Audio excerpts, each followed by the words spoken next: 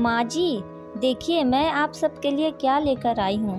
शालिनी ने अपनी सास उमा जी से कहा। शालिनी सास ससुर पति ननद जेठ सबके लिए महंगे कपड़े लेकर आई थी, सिवाय जेठानी रमा के। शाम को किचन में रमा को जाते देखकर शालिनी ने कहा, भाभी सुनिए ना, ये लीजिए जेठ जी और बच्चे के लिए नया टैबलेट लेकर आई हूँ। रमा ने कहा, शालिनी एक बात तुम्हें मैंने पहले भी समझाया था और आज फिर कह रही हूँ, इतने महंगे गिफ्ट हर महीने लाने की क्या ज़रूरत है। पैसों की बचत भी करना सीखो। आज की बचत ही कल हमारे काम आएगी। तुम पूरी तनख्वाह क्यों खर्च कर देती हो? पूरी 1 महीने की मेहनत के बाद ये पैसे आते हैं और तुम खर्च में एक पल भी नहीं लगाती। मैं तुम्हें तुम्हारी भलाई के लिए ही कह रही हूँ। इतना सुनते ही शालिनी को गुस्सा आ गया। उसने कहा, भाभी मुझे पता था कि आप अपना लेक्चर जरूर देंगी, इसलिए मैं आपके लिए कुछ नहीं लाई, न आगे से लेकर आऊंगी। दरअसल आप ये सब चीज़ मेरी भलाई के लिए नहीं, अपनी जलन में कह रही हैं। आपको जलन होती है कि मैं आपसे ज़्यादा कमाती हूँ। आप सबके लिए इतने महंगे गिफ्ट नहीं ला सकती, क्योंकि इसके लिए बड़ा दिल चाहिए, जो आपके पास तो बिल्कुल भी नहीं है। आप एक मिडिल क्लास कंजूस औरत है। यह सब सुनकर रमा की आंखों में आंसू आ गए। वो अपने कमरे में जाने लगी। तभी उमा जी ने कहा, रुको रमा, शालिनी बड़ों से बात करने का ये तरीका तुम्हें सिखाया गया है? रमा तुम्हारी भलाई के लिए ही तुम्हें बचत करने के लिए कहा और तुम उसको जलन और कंजूस का नाम दे रही हो। आज एक बात मेरी तुम ध्यान से सुन लो, तुम्हारे ये महंगे गिफ्ट या कोई और चीज़ मेरी बहू रमा की जगह नहीं ले सकता। और हाँ, अपनी इस बात के लिए तुमको एक दिन पछतावा जरूर होगा। शालिनी वहाँ से पैर पटकते हुए गुस्से में अपने कमरे में चली गई। शालिनी ने अपने पति अमन को ये बात बताई। शालिनी ने कहा, अमन बुरा मत मानना, लेकिन चाहे कितनी भी कोशिश कर लूँ, लेकिन भाभी की जगह कभी नहीं ले सकती, क्योंकि मैंने लव मैरिज जो की है और जेठानी जी माँ जी की पसंद की बहू हुई, इसलिए माँ जी भाभी को ज़्यादा प्यार करती हैं। और वहाँ हुई पूरी बात बताई। तब अमन ने कहा, शालिनी आज एक बार फिर मैं तुमको समझा रहा हूँ कि तुम जितना गलत भाभी को समझती हो, वो उतनी ही समझदार और सुलझी हुई है। तुमसे तो वो कभी जलन रख ही नहीं सकती, क्योंकि उन्होंने ही पूरे घर को हमारी शादी के लिए राजी किया था। देखो अमन, तुम भी नहीं समझ रहे हो, मैं कोई छोटे मोटे घर की बेटी नहीं हूँ। मुझे पैसे की कोई कमी नहीं है। मैं अपने शौक के लिए ही नौकरी करती हूँ, वरना मैं जो चाहूँ वो मेरे पापा मुझे तुरंत दिला देंगे। पापा का इतना बड़ा बिजनेस है, मैं क्यों बचत की चिंता करूँ? शालिनी ने कहा। अगले दिन रविवार को शालिनी दोस्तों के साथ घूमने जा रही थी। तभी उसकी नज़र हॉल में बैठी जेठानी पर गई।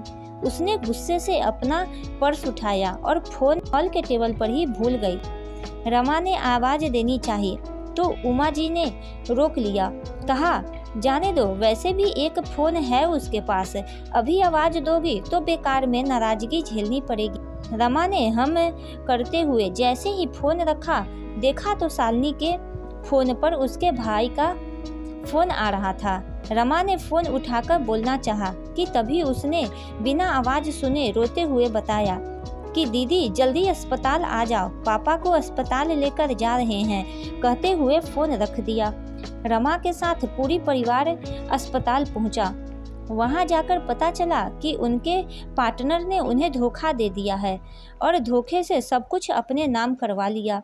शालिनी का भाई उमेश मुंह पर हाथ रखकर बेंच पर बैठा रो रहा था। तभी रमा ने उसके सिर पर हाथ रखते हुए कहा, उमेश क्या बात है, अपनी बड़ी बहन को नहीं बताओगे? उमेश आश्चर्य से रमा को देखने लगा और सारी बात बताई कि अभी पैसे जमा नहीं किए गए तो डॉक्टर इलाज नहीं करेंगे। मुझे और माँ को पापा ने पैसे की कभी डिटेल नहीं बताई है। अभी हमारे पास इतने पैसे नहीं हैं और शालिनी भी फ़ोन नहीं उठा रही है। मुझे लगा वो ही आएगी। रमा ने कहा, लाओ मुझे बिल दो और तुम आंटी के पास जाओ। मैं अभी आती हूँ, और जाकर अकाउंट पर पैसे जमा कर दिए। शालिनी ने फ़ोन पर उसके भाई के इतने सारे मिस कॉल्स देखकर परेशान हो गई। तभी उसको उमेश का मैसेज रिसीव हुआ, जिसमें उमेश लिखा था, दीदी पापा की हार्ट सर्जरी हो रही है, अर्जेंट पैसे चाहिए। और उसने मैसेज में पूरी बात लिख के बताई थी। शालिनी भागती हुई अस्पताल पहुंची। तब तक ऑपरेशन हो चुका था। वहां सिर्फ अमन और उमेश मौजूद थे। शालिनी रोए जा रही थी। तब अमन ने कहा, शालिनी घर चलो, अभी पापा को आईसीयू रूम में रखा गया है, अब कल सुबह ही मिलना हो पाएगा। शालिनी ने अमन से कहा, अमन मुझे उमेश से 1 मिनट कुछ बात करनी है। हाँ ठीक है, करके आ जाओ, मैं कार में बैठा हूँ। शालिनी ने उमेश से कहा, उमेश तूने पैसों का इंतजाम कहाँ से किया? क्या अमन से लिया या मेरे ससुराल वालों से? उनको तूने सारी बातें बता दी क्या? शालिनी मन ही मन सोच रही थी कि अब उसको हमेशा ताने सुनने पड़ेंगे, और इसके पास होंगे तो भी ये लोग मदद नहीं करेंगे। सासू माँ ने पहले ही कह दिया था। तब उमेश ने कहा, नहीं दीदी, सिर्फ रमा दीदी को सारी बात पता है, और उन्होंने ही अस्पताल के पैसे दिया बिना किसी को बताए। दीदी वो तो बहुत अच्छी है, डॉक्टर से बात की और बिना किसी शोरगुल के मदद भी की। अगर आज वो ना होती तो न जाने क्या होता। वो तो माँ को भी अपने साथ घर लेकर आई है। शालिनी सन्न हो गई सारी बातें सुन के कि जिस जेठानी की इज्जत उसने कभी नहीं की, आज उन्होंने इसके लिए इतना कुछ किया। घर पहुंचकर उसने देखा कि रमा उसकी माँ का सिर दबा रही थी। शालिनी माँ के गले लग गई। तब रमा ने शालिनी से इशारों में न रोने की अपील की। शालिनी अपने आंसू को रोकते हुए बोली, माँ मैं चेंज करके आती हूँ। शालिनी ने अमन से कहा, अमन जरा भाभी को कमरे में भेजना। रमा कमरे में आते ही बोली, शालिनी मैंने तुम्हें रोने से इसलिए रोका क्योंकि आंटी जी भी कब से रो रही थी और उनका सिर दर्द होने लगा था। वो घर पर अकेली रहती है तो ज़्यादा सोचती, इसलिए यहाँ लेती आई कि हम सबके बीच उनको अच्छा लगेगा, तुम्हें बुरा लगा हो तो। शालिनी ने रमा का हाथ पकड़कर अपना एक हाथ रमा के मुंह पर रख के कहा, भाभी बस इतना शर्मिंदा मत कीजिए मुझे, आप मुझे माफ़ कर दीजिए। मैं आपको पहचान नहीं पाई, आपकी अच्छाई को आपका ढोंग समझ बैठी। आपका एहसान मैं कभी नहीं भूलूंगी। नहीं शालिनी, कोई एहसान नहीं किया है मैंने, वो भी तो मेरे माता पिता के ही समान हैं, और बहनें कभी एक दूसरे पर एहसान नहीं करती।